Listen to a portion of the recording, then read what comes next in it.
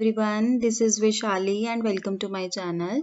तो आज बच्चे हम क्लास 10th का chapter number first real number का सेकंड पार्ट लेके आए हैं इंट्रोडक्शन का। तो अगर अभी तक आपने फर्स्ट पार्ट नहीं देखा तो लिंक डिस्क्रिप्शन बॉक्स में मेंशन है, आप प्लीज़ वहाँ से चेक कर लीजिएगा। ठीक है, तो हम अभी स्टार्ट करते हैं चैप्टर नंबर फर्स्ट का सेकंड वीडियो। ठीक है, तो बच्चे that is the introduction part and the chapter name is real numbers. ठीक है, now we are going to start from the theorem 1.2, that is fundamental theorems of arithmetic. ठीक है, every composite number can be factorized as a product of primes and this factorization is unique apart from the order in which the prime factors occur. What it means बच्चे, जब हम किसी भी composite number का बच्चे factor निकालते हैं तो वो किसके इक्वल आएगा, हमारे जो प्राइम नंबर्स हैं उनके प्रोडक्ट के इक्वल आएगा। ठीक है, and this factorization is unique, मतलब क्या है कि जो ये फैक्टराइजेशन है ये यूनिक होगा apart from the order, means जो हर नंबर है हमारा, जो हर प्राइम नंबर है वो सिंगल टाइम आएगा। ठीक है, जैसे 2 multiply by 3 multiply by 5 multiply by 7, तो ये रिपीट नहीं होगा, यूनिक फैक्टर होगा एक, apart from the order in which the factor prime factors occur. तो हमें यहाँ पे ऑर्डर की तरफ नहीं ध्यान देना, लाइक अगर हमें हमारा जो फैक्टर है, ठीक है, किसी भी कॉम्पोजिट नंबर का, यहाँ पे अगर हमारे पास फैक्टर आ रहा है 2 multiply by 3 multiply by 5 multiply by 7, ये फैक्टर बनता है हमारे पास 210 का, that is a composite number, है ना। तो मतलब अगर हमें इसका फैक्टराइजेशन निकालते हैं तो ऑर्डर मैटर नहीं करता, हम इसको कैसे लिख सकते हैं, हम इसको 5 multiply by 2 multiply by 7 multiply by 3 भी लिख सकते हैं, हम इसको 3 multiply by 5 multiply by 7 multiply by 2 भी लिख सकते हैं। ठीक है, मीन्स इसका जो हमारे पास फैक्टराइजेशन है वो एक यूनिक होगा, हमें इसमें जो ऑर्डर है उस पर ध्यान नहीं देना। नेक्स्ट इज बेटा that is theorem 1.3 that P be a prime number।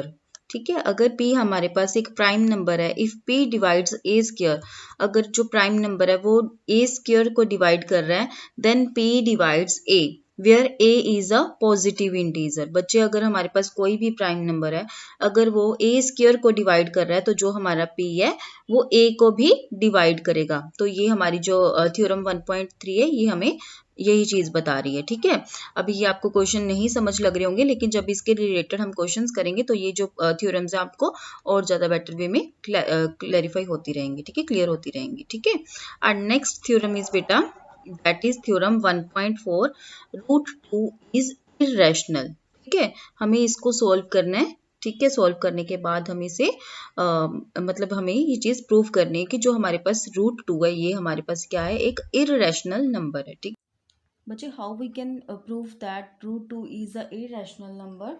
तो सबसे पहले हम क्या करेंगे, रूट 2 को अज्यूम करेंगे कि ये क्या है, हमारे पास एक रैशनल नंबर है। ठीक है, तो सबसे पहले हम क्या करते हैं, let how we can solve it, let root 2 is rational. हमने इसको इरेशनल प्रूफ करना है, तो हमने क्या अज्यूम कर लिया कि जो हमारे पास रूट 2 है वो हमारे पास क्या है, एक रैशनल नंबर है। ठीक है, सो बच्चे अगर रैशनल नंबर होगा तो फिर ये क्या होगा, ये पी बाई क्यू की फॉर्म में होगा। ठीक है, क्योंकि जो हमारे पास रैशनल नंबर है, हमने थ्योरम में ये चीज़ रीड की है कि जो रैशनल नंबर्स हैं वो पी बाई क्यू की फॉर्म में हो सकते हैं। तो यहाँ पे जो हमारे पास रूट 2 है, फिर इसको हम क्या लिख सकते हैं, ए अपॉन बी या फिर पी अपॉन क्यू, वेयर यहाँ पे साइड में क्या लिखेंगे, where A and B are coprime. ये दोनों नंबर हमारे पास क्या होंगे, को प्राइम होंगे। ठीक है, नाउ बच्चे अगर हम क्रॉस मल्टीप्लाई करेंगे तो हमारे पास क्या आएगा, ए की वैल्यू क्या आ जाएगी, A is equals to B root 2।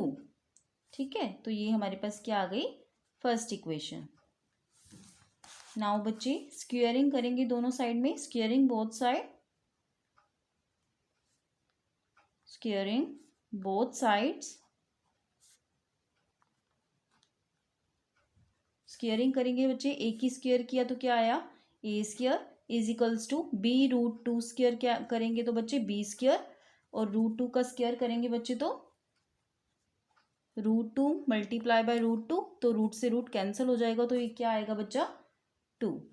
ठीक है, तो यहाँ पे क्या आया, A square is equals to B square 2। Now बच्चे 2 को हम डिवाइड कर देंगे, A square divide by 2 is equals to B square. यहाँ पे बच्चे अगर हमारे पास ए स्क्वेयर डिविजिबल है 2 से, है ना, हमने यहाँ पे क्या थ्योरम की थी कि अगर हमारे पास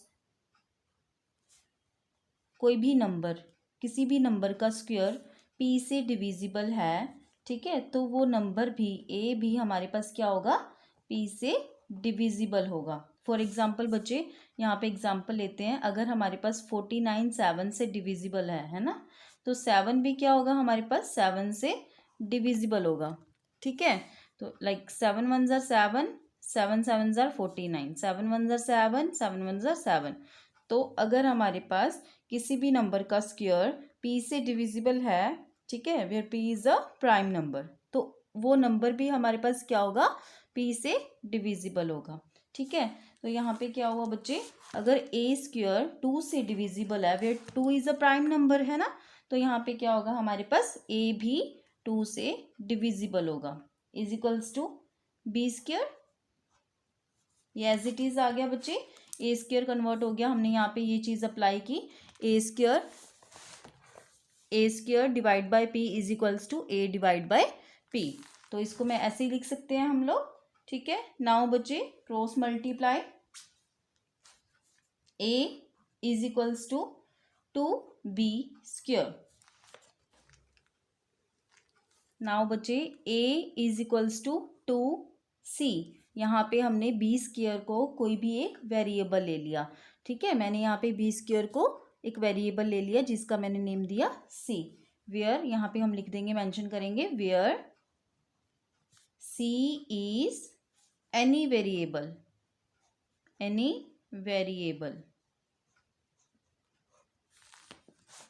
नाउ बच्चे a की वैल्यू हमारे पास यहाँ पे क्या आई थी, from the first equation a की वैल्यू हमारे पास क्या आई थी, b root 2 is equals to ये 2c हमारे पास एज इट इज। नाउ बच्चे अगेन स्क्वेयरिंग बोथ साइड,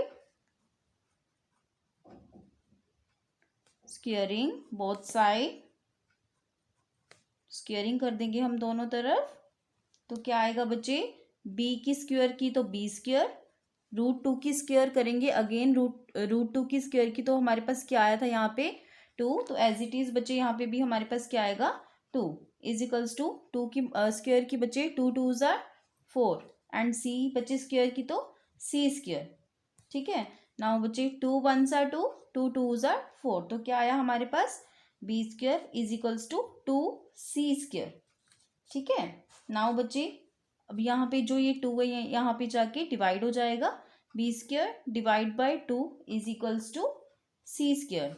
अब बच्चे अगेन वही बात, वही थ्योरम यहाँ पे अप्लाई हो रही है, अगर कोई भी नंबर, किसी भी नंबर का स्क्वायर प्राइम नंबर से डिविजिबल है, तो वो नंबर भी क्या होगा हमारे पास, उसी नंबर से, प्राइम नंबर से डिविजिबल होगा। मीन्स अगर बी स्क्वायर हमारे पास 2 से डिविजिबल है, तो बी भी क्या होगा हमारे पास 2 से डिविजिबल होगा। तो मैं इसको ऐसे लिख सकती हूँ, b divide by 2 is equals to C square.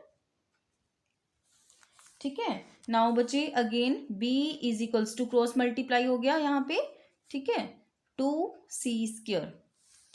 Now from that is the बच्चे third equation. Now from second and third equation what you get बच्चे, from second and third equation हमारे पास सेकेंड इक्वेशन कौन सी थी बच्चा, हमारे पास second equation थी यहाँ पे ये वाली,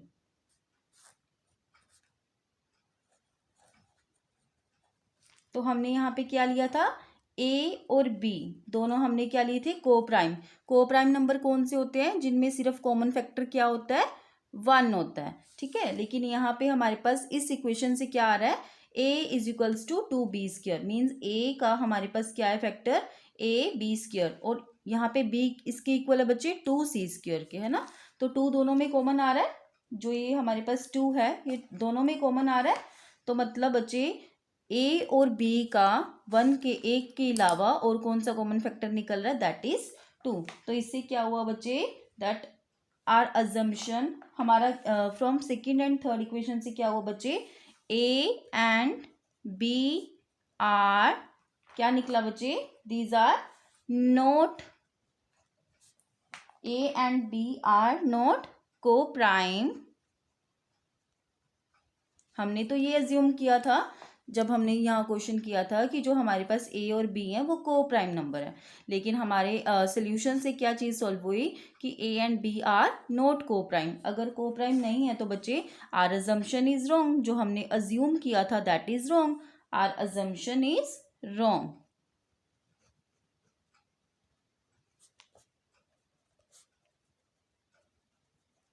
अगर हमारी अजम्पशन रॉन्ग है, हमने क्या अज्यूम किया था कि जो √2 है वो रैशनल नंबर है, हमने ये अज्यूम किया था दैट √2 इज अ रैशनल। तो ये क्या प्रूव हुआ कि जो हमारी अजम्पशन है वो क्या है, वो रॉन्ग है। अगर रॉन्ग है, अगर √2 रैशनल नहीं है तो फिर क्या हुआ, इसीलिए क्या हो गया, जो √2 है वो कौन सा नंबर है, is irrational number, irrational number.